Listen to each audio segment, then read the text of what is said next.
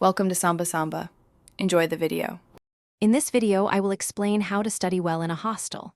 First, let's talk about setting up your ideal study environment. It's crucial to find a quiet, well-lit spot in your room, perhaps near a window for natural light. Keep your desk tidy and stocked with all necessary books and stationery. Also, communicate your study times with your roommates.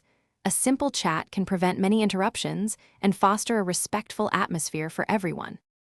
Next, let's explore some smart study techniques. Instead of tackling everything at once, divide your study material into smaller, more digestible chunks.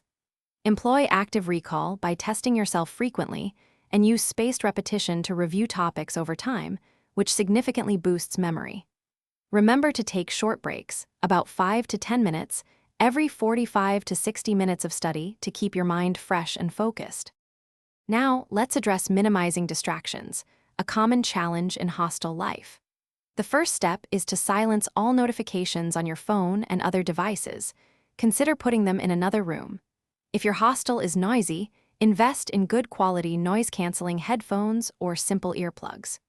Crucially, resist the urge to check social media or browse non-academic websites during your dedicated study time to maintain focus.